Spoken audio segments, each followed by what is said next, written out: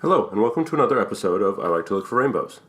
This will be the second half of my interview with David, and please excuse the weird hum in the background on both episodes. I tried to fix it with editing, but I either lack the talent to do that, or it's impossible.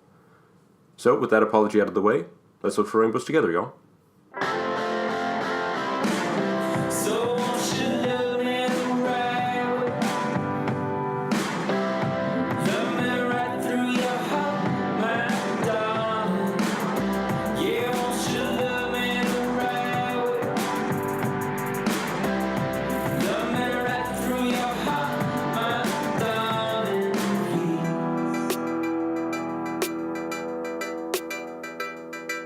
So, were there any times? So the marriage goes on for 17 years. Were there any times where there were any sort of forks in the road or any turning points where you're like, oh boy, okay, this can't work? Whether she came to the realization first, or whether she you did first. Okay.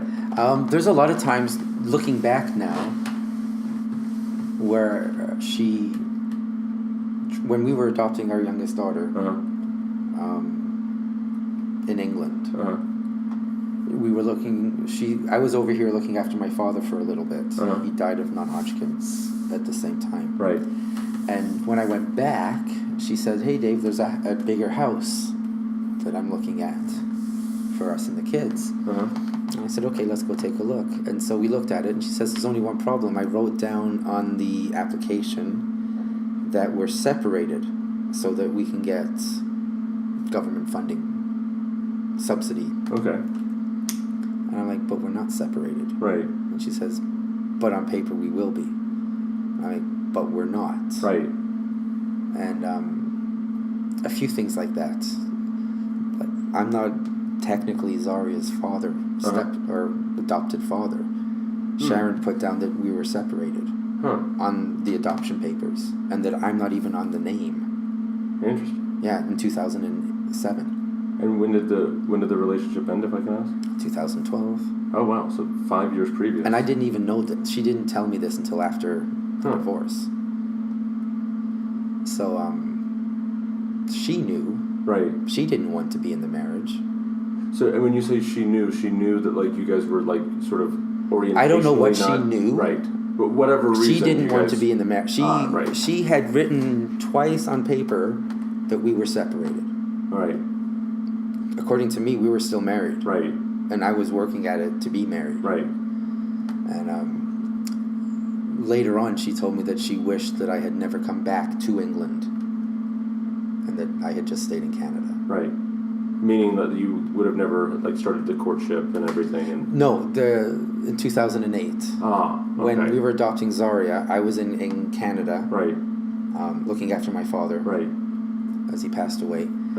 And that's the time she says, if you hadn't come back to England, that's what she would have preferred. She would have just stayed there. You would have been in Canada. Yeah. Right. And we would have just separated then. Did she, at the time, did she say that it was in any way related to sort of your incompatibility, sort of romantically? No. Right. There was a point when we were trying for Kleina. Emily was born, and we were at university, and I was doing 2 degrees. I was doing a concurrent program, I was doing a double English Fine Arts degree and a Bachelor of Education. Sounds like a lot. It was a lot, and I had 3 jobs. I was working at the Bay, Neiman and Marcus, Hudson Bay Company, and I was working at the Gap, and I was doing medical studies, taking people giving me pills for money, and I was drawing blood. Right. And so I was busy, and I was exhausted. Right. And she said to me one night that I'm not coming on to her enough to try. I'm not trying hard enough to have this next child. And she said to me, I'm never coming on to you again. If you want this child, you have to do all the work. I was constantly tired. Right. And so she never made advances ever again. Right. And I had to do, it sounds horrible, I had to do all the work. Sure. All the foreplay, all the... Sure. And everything. Right. And it must have worked because we ended up with 4 kids. Sure. And But yeah, she drifted. So and I don't know why she, like, I tried to explain to her, like, when I came out, jumping ahead many years. Sure. I blame the church for what took place. Right. 100%. And I tried to say, I said to her one night, because we would discuss, we would argue or discuss, I don't know what it was. Right. But I would say to her, why did you stay in the marriage when you said when we first, the driving home thing and so on and so forth? And she's like, that's what, and I tried to say, you stayed in the marriage for the church. Mm-hmm. The church made you stay. Mm. The way we're eternally a companionship now, eternal marriage. So you have to make it work. Mm-hmm. And she's like, no. I'm like, well, she never told me why she stayed as long as she did. Mm. But I think it's because of the church. Sure. And had we not, things would be very different. Of course. So was there ever, just sort of jumping backwards, was there ever any time during the marriage that you sort of ever told her that, hey, I think I might be gay, or I'm attracted to... Never? I denied it. I don't think I ever... No, I denied it. I can even... when you say denied, was there ever a time where she asked you and you were like, no? Only once. Ah. Only once. It was even after our divorce. We were walking around the lake in Cobalt. Uh-huh. And I can't even remember what the main discussion was about. And, it was about... Oh, she said to me, you should start dating again, David. Uh-huh. And at that point, I was like, I don't want to deal with women anymore. Right. Look at the crap you've put me through in my head. This is what I was thinking. Right. Like, I don't want to deal... I'm quite content in just going to the church by myself from now on. Right. I don't want to deal with this anymore. I'm tired of it. And that's when she asked me, are you gay? Uh-huh. And I'm like, I said, fuck, no, I'm not. And I was so angry. Sure. I'm like, it doesn't boil down to that. Right. And I stormed off. I said, don't even go there. Right. Because, no. Right. I didn't think I was anymore. Hmm. Well, you think you had, the cure had happened even though it's still... Somehow. I don't know why I thought it, but I just thought, no, I'm not. Hmm. And, it was just no. Right. So how do we get from there to, so what was the process from, there had to be a number of things that happened in between that moment and sort of eventually coming out a couple years ago, yeah? Yeah. I got a job up in Attawapiskat, 2012. The year we separated is the year I got a job up there. I think it was in my... And that's again another... On the James Bay coast. Right, another far north flying community. Native, First Nations. First Nations community. Right. And in 2014, so 2 years after... Was it 2004? Yeah, it must have been. 2014, September, October. It was October. I was at the farmer's market, and an attractive paramedic started talking to me. And it was almost like at the time that I was with the store clerk. Ah, right. From back in the day, years previously. And it was a nice conversation. Sure. But the minute I started talking to him, I did at first do the repentance thing. Sure. Those kicked in right away. Sure. And but then it was like a Joseph Smith's first vision. Right. A voice as plain as day said, "David, you don't have to do that anymore." Huh. Just as vocal. And you interpreted that as being like not an internal voice, but being like the voice of the Spirit as you had experienced it in other contexts. Right. Yeah. And it must have been kind of almost shocking. It was a shock. And in my head, as I was still talking, I was like, what? Yeah. And I said, no. And I pushed it aside, thinking it was the evil spirit. Right. That's how I had the Joseph Smith vision in my head, because he got tempted. Right. And that was Satan talking. Mm-hmm. And again it came and said, you don't have to do that. You can be yourself. Mm-hmm. And I almost cried. Sure. Can imagine. And I held it back, and I got my veggies, and I went home, and that's when I cried. Oh. And I called up my friend Richard mm-hmm. Mason, the missionary. Right. From 91. Who you knew who'd come out years Who had come out in prior. 91. Was he still with the person who... No, he was with his boyfriend for almost 9 years. Not a very good relationship, apparently. Oh, okay. It was a little abusive at the end.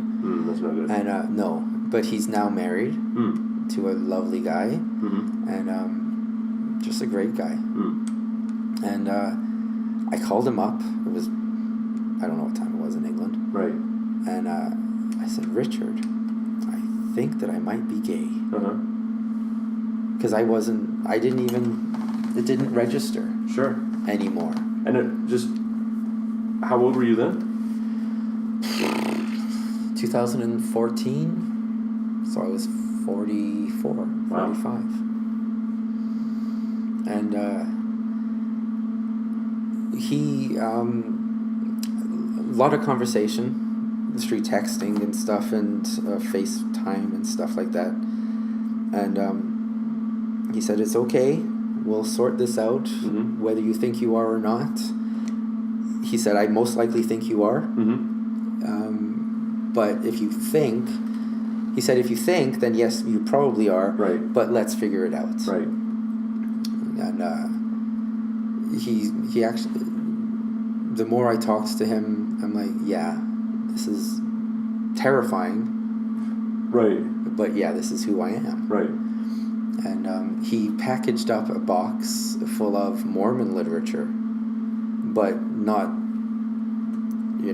the evil stuff from Kimball and those guys. But he sent me a biography of a bishop who came out, who was a temple worker, and his coming out story. Oh, so sort of like being like, hey, I need to send him stuff that's going to meet him where he is. Yeah. Huh. And he hasn't been in the church since 91. He was excommunicated on his mission. But still, how very almost. I mean, I can't help but seeing that as very compassionate. Oh, he's beautiful. He's a beautiful man. Right. Like, I have nothing but love and respect for this guy.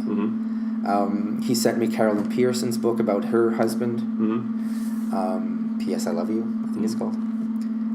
This book about this bishop who came out. And they were all very affirming that, yes, Mormons are gay, and Mormons come out. But also, in some ways, church affirming as well. Church affirming. Because if it wouldn't have been, it might have turned you off and been like, I can't accept this. And he sent me another remarkable book called not same-sex attraction, that's Mormonism. Sure. I can't remember what it's called. Homosexual? No. It was about Mormons in the early 20th, late 19th century, and their love affair with same-sex attraction. Right. The missionaries or the mission presidents that would go to Hawaii and fall in love with those boy girls.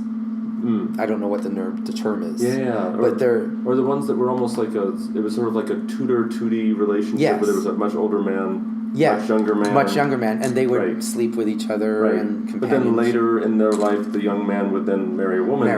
Right. Yeah. And the book is full of it. And the book is full of a fascinating book. Somebody's dissertation, obviously. Sure. I read it twice. And other things. And then he also put in there Harlequin romance, but for gay guys. And so... both sides of it. Sure. This is the Mormon side, and this is two cowboys falling in love. Right. But again, it was the ones that he sent me were coming out stories, and saying yes, it's going to be difficult, but in the end, it's kind of works out in the long run. Sure. Sort of giving me hope and faith that it's going to work. And we were talking about it, and he says, "Why doesn't my husband and I come over in June after school and we'll hang out in Toronto?" It was World Pride in Toronto at that point, 2015. And I said, sounds great. Let me just talk to Sharon about taking the kids for the first few days of the summer. Because in our divorce agreement, I have the kids in the summer and weekends. But then it was just summer since I was up in Attawaugascat. And so I called her up. I was scared to death. Right. But I tried to just be, you know. I said, a friend's coming over, and we want to spend a few days before I get the kids. And she said, yeah, sure, why not? And then she said, who's coming over? And I said, Richard. And she goes, Richard Mason? And I said, yeah. And she said, we talked about him. And previously, we did talk about him and how, marriage, not good, Right. Sort of her disapproval of gay. Right, marriage and all that kind of stuff, right. And she said to me, why of all people is he the one coming over?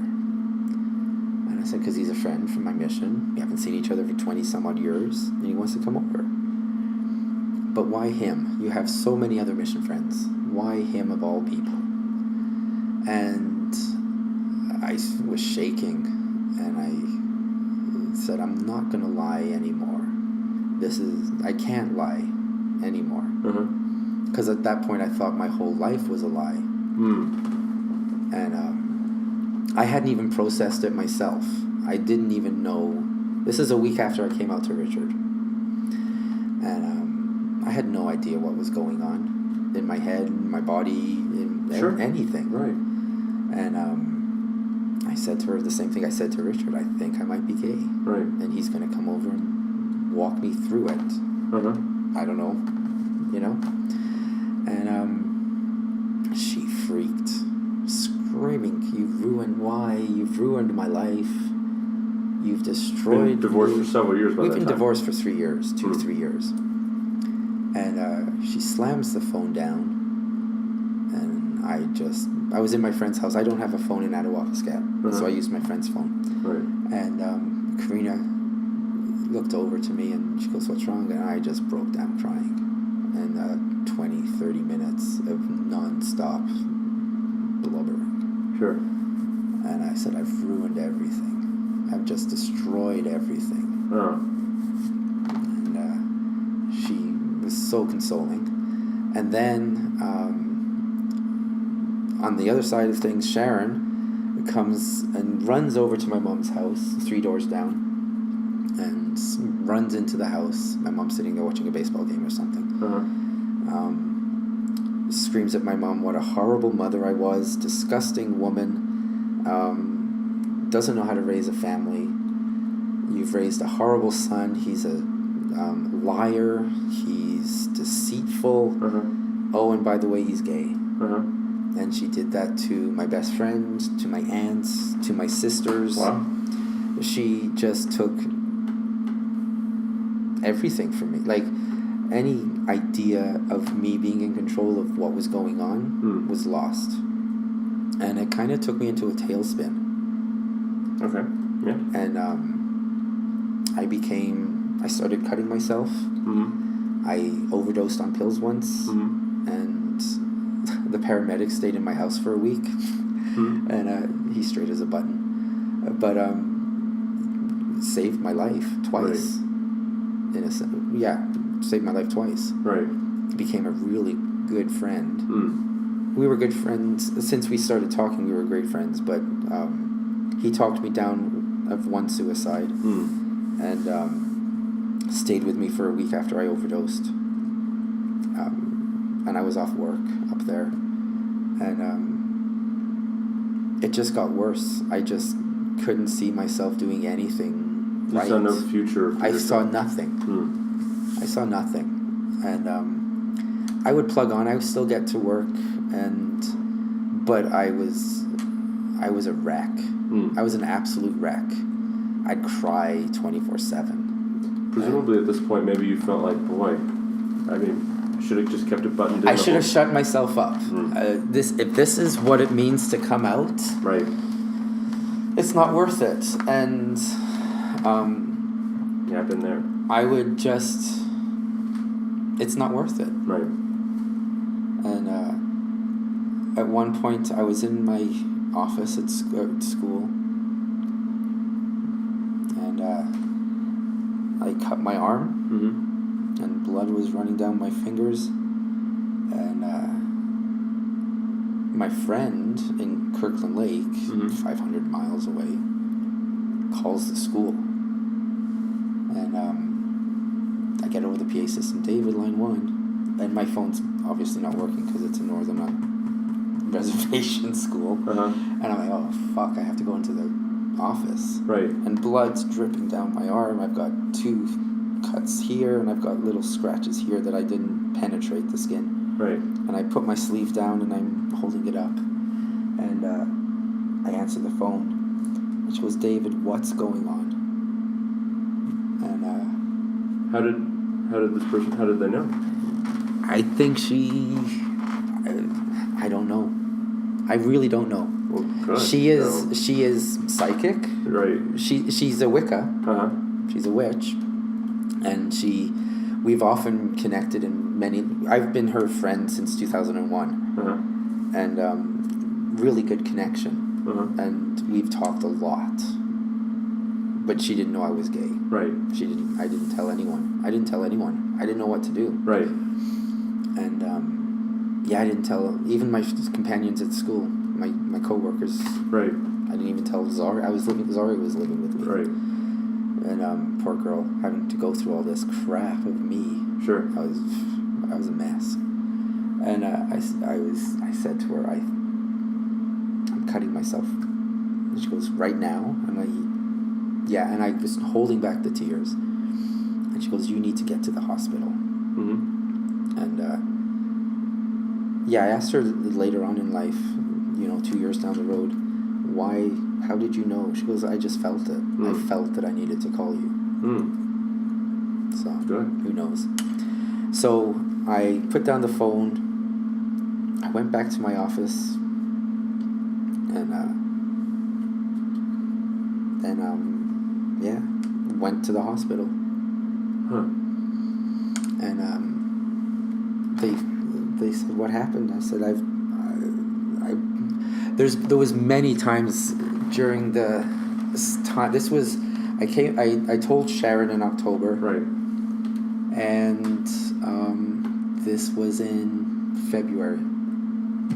And I had told the kids at Christmas. I had planned on coming out to the kids at Christmas, and I was planning on coming out to the world June 28th. Which is the day that I went into the MTC.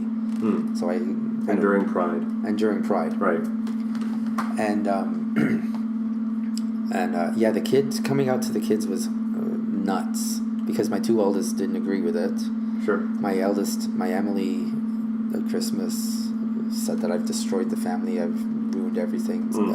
And I'm like, you're pretty much reiterating what your mom's telling you from the sounds of it, because I can show you emails, Emily, of what you're saying. Right. That Sharon has sent me. Right. She goes, no, this is me talking for myself. I'm like, okay. And she wouldn't even, she bought me a bobblehead from The Walking Dead, and she goes, here's your Christmas gift. And started walking out, and I'm like, is that it? Can't we discuss this? She goes, no, because you're not going to come out anyways. You said you're all talk, and you change your story. You do this, you do that. And I'm like, I'm processing. I have no idea what's going on, Emily. Right. I'm trying to figure this out. Right. And she goes, well, it sounds like you're lying all the time. And I'm like, I'm not. I'm trying to sort it out. And she started walking out, and I said, I went to give her a hug, and she pushed me away and then just walked out the door. That's the last time she spoke to me. Boy. And my other daughter, Klena, we have a few conversations, but nothing of any depth. Nothing of anything. Right. It would be more like, I'm not following your Instagram page because your latest drawings are of half-naked men. And I responded, you came to my show of fully naked women. What's the difference? Right. I'm an art teacher. I'm an artist. Right. And she's like, oh, it's inappropriate. Of course. Of course it is, because it's me, a man, drawing men. Right. Anyways. But, so that was my coming out. But my 3 youngest, I told them, as I had planned, because after dinner, we were going to sit down with dessert, and we were going to talk about it. Right. And so I sat them down, and I said, I'm gay. That's what I just came out and said it. Right. And I had already told Zaria up in Attawapiskat. Right. And we were watching Across the Universe, and Prudence is a lesbian in the movie. And when I came out to her, we were watching the movie, and she's like, "What does that mean? You're gay?" And I said, "Well, you know how Prudence likes girls? I like guys." And she's like, "Oh, okay." Sure. And that was it. Right. And then same with like Griffin. Zaria obviously had forgotten this process that we had done up in Attawapiskat. And she goes, "What does that mean, Dad?" And Griffin, the same age as Zaria, says, "He likes guys. Duh." Can we play Monopoly now? Right. That's all he said. Right. I'm like, anything else? From the mouths of babes, right? And I said, yeah, let's play Monopoly. Right. I wasn't going to force any conversation. They didn't. And if it's not a big deal, why make it one? Exactly. For Emily, it was a big deal. Right. And so I tried to stabilize it. Right. And it didn't. It backfired. And but then Sharon had written up an agreement, and I'm like, I don't want to talk to you right now. What you did to me. Sure. In the space of 2 months was horrendous. Right. And she's like, no, but you did this to me. That was her response to everything that I was, trying to explain. And she says, well, I need to get things off my chest. And I'm like, well, let's do it with a moderator. Yeah, that's the right word, right? Sure. And so my friend, who she had told I was gay, my best friend, was our moderator. And she had written up a level of things. They can't be on my Facebook page anymore. I have to defriend them. Who's they? My kids. Oh, okay. My kids weren't allowed to be on my Facebook page. Oh, I couldn't talk about homosexuality to them. I couldn't go to gay people's houses with them. I couldn't go to the gay villages. I couldn't do anything of a homosexual nature. Whatever that means. Whatever that means. Sure. And she wanted me to sign it so that she could. And again, this is in 2015. Yeah. All right. Yeah. Just put that out for context sake. And I'm like, I'm not gonna sign this. And she started going on, and I was in no state to argue. I was a suicidal wreck. I had just finished a week off from taking too many pills. I had just I hadn't done the major cutting yet. Right. I had to do a little backtrack. Right. To see how far down the rabbit hole I went, sort of thing. And this was like the straw that broke the back for me mentally. Right. Her once again being in complete control of how things were. Right. Because everything. And the fact that you were gay and that being a disgrace was kind of the trump card somehow. Yes. And so in my head I'm like, to me, this paper that she wanted me to sign meant nothing. Right. If it was to shut her up, yeah, I'll sign whatever. Right. Can I leave now? Right. And I told her that it's a joke. And she goes, no, it's binding now. You've signed it. And so I just went home, and I was so mad with her, and I just took all the kids off. And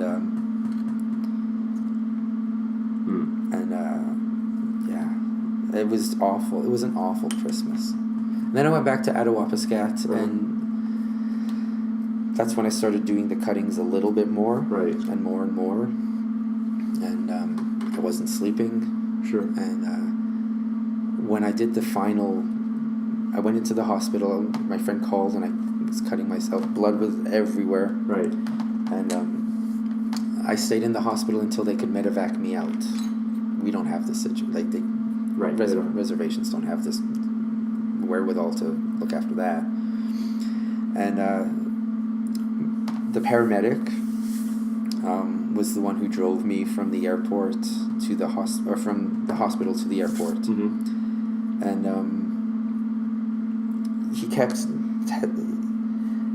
he couldn't hold my hand because that's not a paramedic's job. Right. But what he kept doing was he would take sugar samples, and he would hold my hand while he was pricking my hand, so he could hold my hand to try to comfort me. Sure. And we were talking a little bit, and I was crying uncontrollably constantly. Right. And I kept apologizing to him, as you do. As one does.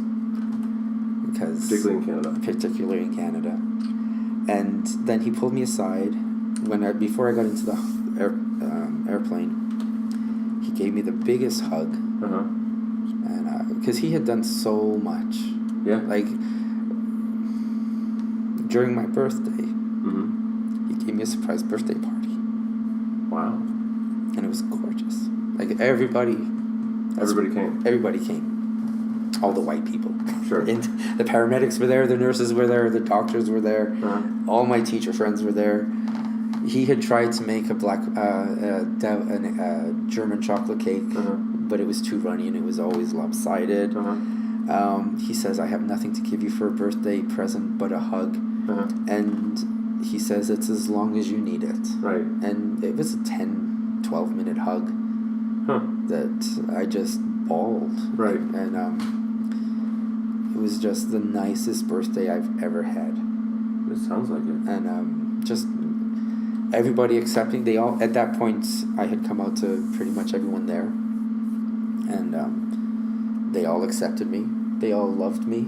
Was it sort of odd that like people in your life who weren't related to you were kind of like, it was like automatic? They were like, oh yeah, no big deal. And it must have been so odd that like it's tearing you apart, and they're just like probably not understanding. Why are my ex-wife and my children not approving? Right.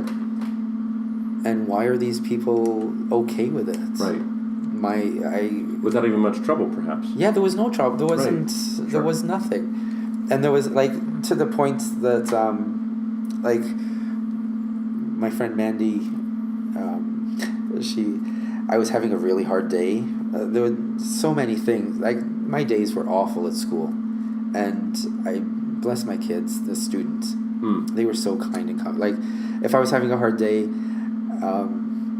In a class, they're like, are you okay, Dave? I'm like, I'm not okay today. And they closed the door, they would turn off the light, and we would just take a nap. And my students would do that for me.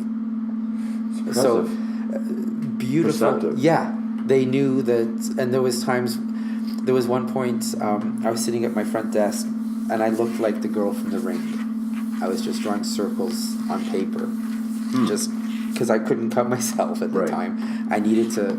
And the motion of my hand, because I used to put a knife up and down like this, not cut myself, just the pain would subside the pressure of whatever's inside, and I couldn't do anything, so I started doing circles, and I can remember one of my students, are you okay, David? I'm like, fuck no, you need to get somebody right now, and I wouldn't stare at them, I was just gone, and just things like that. And then there was another time when Mandy would say, are you okay, Dave? I said, I need a coffee. I never had drank. This is the first time I drank coffee was up there. And I need a coffee. I need something other than whatever it is. And she's like, here, have it with lots of sugar. The first one's horrible anyways. So take it with sugar, take it with a hazelnut. And like everyone was so accommodating and comforting and helpful. Jeez. And my family wasn't, and it was struggling in my head, that situation. And then I was again jumping to I got on the plane, got hospitalized for another week, and going through therapy again, except for this time it's okay to be gay, it's not okay to be cutting yourself because you're gay. Sure. No, I mean, sounds obvious now, but like, I mean... And The thing that I can remember when I was waiting for the airplane to come up in Attawapiskat, I got a pen and I drew a feather on my arm as opposed to just going back and forth. I kept drawing this feather, and it was so comforting. And I kept, during the week in the hospital, that's all I kept doing, drawing this feather. And I got certain techniques, mindfulness and all that stuff. And she kept telling me that I needed to find my spirituality again. And I'm like, I don't know if I can do that just yet. Because now, at this point, I was starting to see how the church... I guess the pain and the spirituality were connected. Yes. And I said, I can't do spirituality right now. She was like, okay, when, all in due time sort of thing. And I came back to Attawapiskat after a week, and they fired me. Wow, sure. And they said, okay, I have a week to leave the reserve. Sure. And I okay, thank you. Right. For helping. Right. All of a sudden, everything just blew up. Sure. And unemployed, stuck up on a reserve, having to sell all my stuff to make sure, and that was a mess. I bet. But I had a friend who's a TV producer, and she got me a room in a hotel in Toronto for 5 days on her points card thing, whatever it is.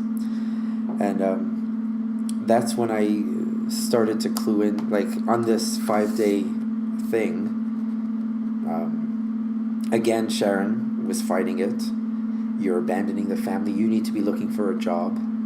Why you're just going down to Toronto to have sex? That's the only reason. I said, and so I tried to explain to her, being up on a native reserve for the length of time that I was is stressful enough. People often, once they finished on a reservation school, go through therapy to try to wheeze their way back into Southern society. Right. Because it's so different. I bet. And plus I've been cutting myself, plus I was suicidal, plus I lost my job. I need to decompress. And I said, if I need to be helping the family, as you say, I need to help myself. Right. And this is the first time I ever stood up to her. Because even in our marriage, I would always compensate whatever she wanted to make her happy. Right. I would give in my opinions about things, about going places or doing things or how things should be done, so that she would be happy in the marriage. Right. And so I had always given up. Maybe perhaps compensating, knowing that that I'm a failure to her. Sure. Boy. And so, I said, I need to do this not only for myself, but for the family. If you want to have a dead ex-husband, I will go look for a job. Because I will be dead in a week. I can see that. Right. And I said, I'm going down. And she says, you're horrible. You're selfish. And so as I went down and I went to a strip club again. Right. Because I'm gay now. Right. I'm gay. I decided. Right. And in this strip club I met this lovely guy, and he started chatting me up, another stripper, and he said, what are you drinking? I'll buy you a drink. And I said, cranberry and ginger ale. He said, you're in a bar. And he was drinking a cranberry and vodka. Right. And I said, I don't drink. I don't drink alcohol. He goes, why? I said, because I'm a Mormon. Right. And we still laugh about it. I'm still good friends with this guy. And we still laugh about it. And he says, wait, you're a Mormon drinking a ginger ale in a gay bar, and you've just paid me $20 to sit on your lap and dance. Right. But you're a Mormon. Right. I'm like, yes. And I said, I can't. I said to him then, I can't explain it. Right. I don't know what's going on. Right. And we kept chatting, and he bought me a ginger ale. Uh-huh. And then the next night, he said, "Take a sip." Uh-huh. And I took a sip of his vodka and cranberry. Uh-huh. And he says, "And how do you feel?" And I thought, how do I feel? Because I should be going to hell by now. Sure. Because I'm now an alcoholic. Right. Sure. Because you jump from, yeah. And there's no steps in between. Yeah. Right. And I thought, am I going to hell? Like, the whole process was in my head. Am I going to hell because I took a sip of alcohol? Mm-hmm. Do I need to repent of this? Does he? And I looked around at these people in the bar. Are they sinning? Right. And I'm like, no. Who told me that this is a sin? Right. And the same people that told me that being gay was a sin. Right. Being gay, and then I'm like, being gay isn't a sin, but they told me it was. So therefore, drinking alcohol isn't a sin because they told me it was. Right. And so there was this whole process of me choosing to drink alcohol, not me being told not to drink alcohol. Right. Just the same as me choosing now to finally be out of the closet. Right. And he was the first man that I actually had sex with after much. It was, and it was wonderful. And because perhaps it was caring. It was without all the previous baggage that accompanied previous kind of what could have on the outside seemed similar. But at least this time it's like, I don't have to carry all this stuff up the stairs. We had talked about things, him and I, Abdul, and he was from Abu Dhabi, and his uncle found out that he was gay while he was in Abu Dhabi, and to save his life, he fled the country. Sure. Because he was going to die. Right. Yep. And he landed in Toronto. The only way he could support himself at that point in time was to be a stripper. And we cried in my hotel room. We sat till 3 in the morning talking about how difficult this is as being... So he could empathize. He could empathize with me in some way. Yeah. And very, very caring, very loving. And at first he was like, you know, David, it's going to be very expensive if you do sleep with me, and because that's how I make my money. And I'm like, we don't have to have sex. You know, we're having great conversation. He says, yeah, we are. But I guess just one thing led to another. We were so drunk anyway. He was like, you've never tried this? You've never tried that? And so he would give me a shot of wine and a shot of this. And try beer? Oh, no, I don't like beer. And so on and so forth. And but yeah, now we're still great friends. I'm great friends with his boyfriend. And everything is now normal. You know? Must feel like a big weight off. Yeah, there's no worry that well, let me put it this way, if I might, just something from my own experience, and tell me if this sounds similar or familiar to you. Like, I remember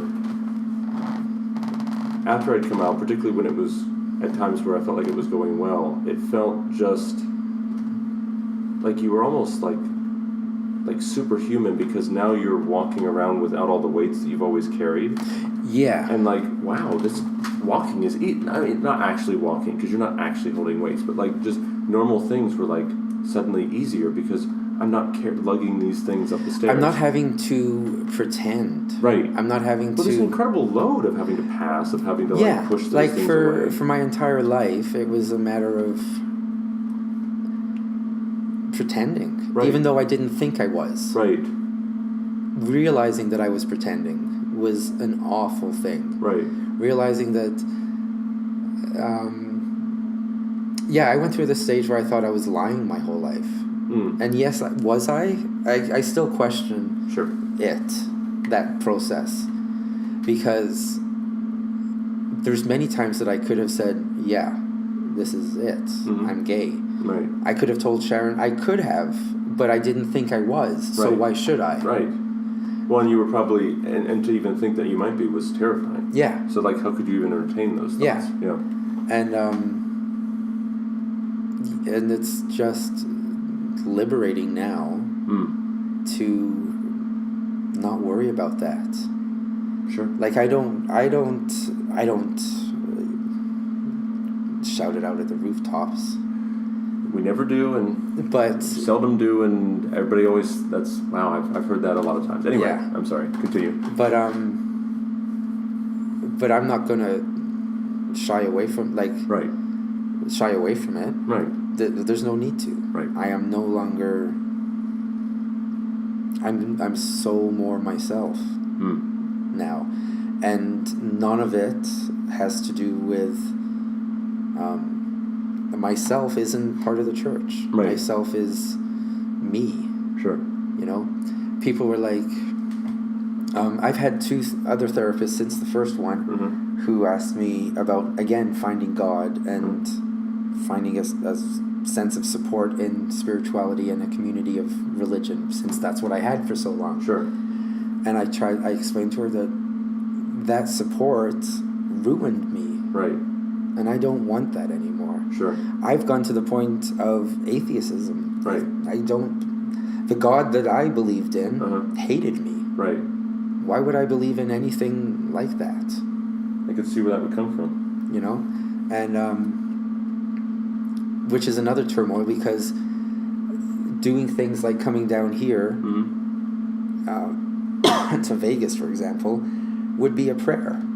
Should I go? Should I not go? Right. Heavenly Father, help me decide. Right. I've come to this conclusion. What's the Spirit tell me? Right. Now I don't have that. Right. Who do I... It's going to feel disorienting when you organize your life in a particular way, and now all of a sudden it's like, geez, what do I do here? Like, I know the intuition, you know, like what the people in the outside of the church call intuition, we call the Spirit. Right. So, how do I feel myself? I don't need to find a higher being to tell me what to be doing. And I don't need a higher being to tell me that I'm loved. Right. So many people have said, oh, Jesus loves you. Doesn't matter who loves you here on earth. Jesus loves you. Like, I don't give a flying fig what some thing up in heaven, if they're, you know. Right. That doesn't help me feel love. I don't even know how to talk to him anymore. Right. So, it's me. Right. Right? Like, everything that I'm doing now is me. And well, good.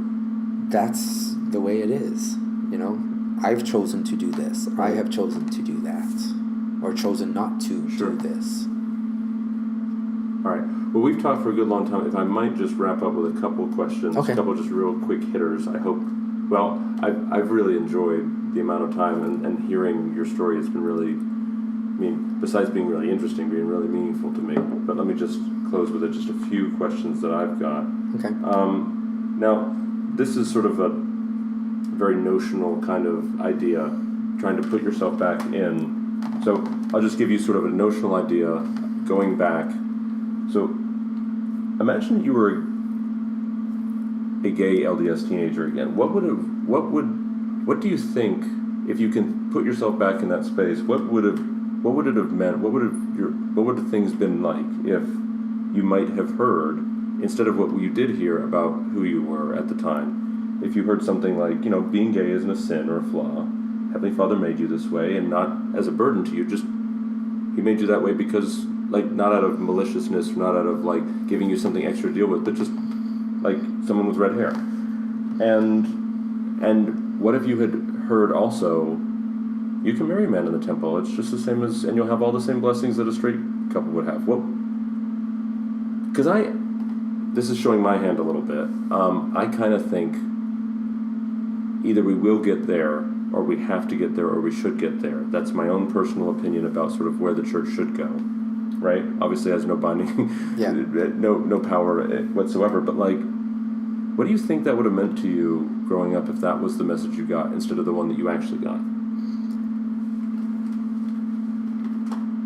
I would be out earlier. Right. I would probably have believed the church more. Right. Sure, because it would have. Been affirming. Because it would have been instead of the church telling me how wrong I am, it tells me that I'm okay. Sure. Then I probably wouldn't have the qualms that I have with the church. Sure. Because everything... Yeah, because the church... To me, the church is completely wrong. Right. And it never will be right anymore. Right. I don't see it changing. Oh, sure. I don't see it changing whatsoever. As long as homophobic old white men are present. But, like, what do you think that... Do you think... I mean, presumably, that would have...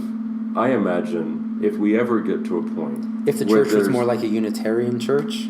Not even that... I mean, I don't think... I personally... And this is going maybe perhaps way off the brief. I don't think that we have to change everything about the doctrine. No, we don't have to change everything. But I think that we could say, let's integrate these people into the... I think, in some ways, very nice, for straight people, way of understanding our relationships with other people. If instead of excluding gay people or queer people from that, we integrate them, I think there's potentially a lot of power to that. I hope we get there. And look, I'm just curious about what you think, like how, not about like where it would have taken you with your belief, but like what would that have felt like? Because I've thought about this myself, and it's almost overwhelming to think about, like what that, if I had heard that the whole, it would have felt relief, and it would have felt that I'm accepted as opposed to hiding myself. I don't need to hide myself. If they said being gay is okay, then I wouldn't have had to repent every single night of my life. Right. Or you could have found a way like, oh, well, I can just date a guy like I would date a girl if I were into girls. Yeah, I would have just gone through puberty without stress. Right. Or with only the amount of normal... without the extra stress of how to look like I'm doing it right. Right. I could have just done it right for me and been accepted by it. Sure. My next question is, so one thing that I see a lot, because now the church has gotten, instead of teaching, look, there's no such thing as gay people, it's a choice, all that, there's been a measure of, you might say, improvement or evolution, where it's like, look, some people are born that way and it's never going to change, but there's still an expectation. But they say that it'll change at the millennium. And that's where... I agree. I feel like that to a queer person is incredibly... So my question is, there's a lot of people who now are gay teens who grow up and they hear a less problematic message from the church. And they say, no, you're not bad. Don't act on it. Live your life celibate. And you'll have as many blessings as we can give you in this life. And then they talk about things in the next life. And you and I think I have my reservations. I don't want to put anything on you. So there's a lot of people who are gay teens or gay young adults who say, oh, well, this is what I'm going to do. I'm going to live my life celibate, and I want to stay in the church, and I'm going to do this. Or they say, no, I'm going to find a way to marry a woman. Yeah. And stay within the church. And stay within the church. So what would be, even if you weren't to say, hey, everybody, even if you were to come to them, like sort of where they are and say like, hey, it's not necessarily a problem to like feel good about the church or believe in the church, but like what would your message be to them about either, no, I'm gonna lean into celibacy, or no, I want a family, I'm going to marry a woman? What would you say? Don't. Okay, that's 100% no. Right. You're only fooling yourself. It's never gonna. I don't think it's. You're never fully going to give 100% of yourself to your wife. Or what about the idea of being celibate? What do you think about that? That's not fair. I agree, but it's. There comes a time. How much control do you want your church to have on you? Mm-hmm. Do you want them to tell you that you can never hold someone's hand or to feel affection? Is that what a church is to do? Mm-hmm. No. A church can tell you to not have sex before marriage. Sure, that sounds reasonable because you believe in chastity. Right. But if you're a teenager going through the hormones of wanting to date, but you can't, and knowing that there's never something on the horizon for you, you're never going to, like, you know, a lot of the people I talk to are like, oh, I'm content in the telestial world. You know, we don't need the celestial bonds. But growing up in the church, that's all you're supposed to aim for. Right. So stay in the church, but you're still only going to get to the bottom end of it all. Sure. Is that your goal, to be third-class citizens in the church? During life and in the afterlife During life as well? and in the afterlife as well? Or, I would tell, that's what I would say. So, one thing that I find really interesting, so that I'm introducing really rather late in this, the concept of these marriages where there's, they're termed mixed orientation marriages, or that's a phrase that I see a lot. I guess mine was a closeted mixed orientation marriage. And mine in some ways is a mixed orientation marriage in that I'm bi and my wife is straight. So there's a lot of these in the church. There's a lot that started, break up. There's a lot of them that find a way somehow to make that continue to work. What would you... There's a lot of straight spouses who, because either their spouse, when they were doing the courting, the gay spouse, when they were doing the courting, sort of didn't tell them because they were told not to. The straight spouse oftentimes feels, and then later they find out. There's a betrayal. There's a feeling of betrayal, a feeling of feeling left adrift, a feeling of sort of, you can, I assume, I mean, I could understand why you'd feel a level of hostility, or even if the gay spouse has tried to tell the straight spouse early on in the courtship, but they weren't ready to hear that, there still can be that feeling of betrayal. Or they can help them come over it. Sure. Because that's, you know... What would you say to the straight spouses in these relationships? What do you think about that? You don't have to say anything, but what's your take on that? It's a tricky one. I would try to be as... It's not our fault. It's not our fault. So many... when you're told not to tell people, when you're told that you'll be fixed, and this is your church telling you. This is God telling you this is what you need to do. Well, I think particularly when you mention that, in a Mormon context, this isn't... I think a lot of people have other churches hear it, and they're like, yeah, but it's just your church. This is a much more all-encompassing thing for our folks. It's a cult concept. I know some people don't like hearing that, but it is. It's a hard one to get rid of in your head. That I don't have... Yeah.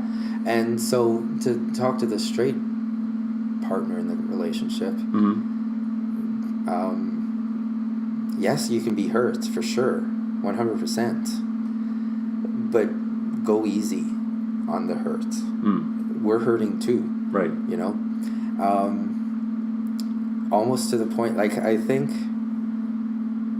and I don't think either one wanted this. No. This isn't I tricked you. This isn't you can't resent it. Right. I've had it with Sharon, how you should have come out, but we would not have our children. Right. How can you say our marriage was a mistake?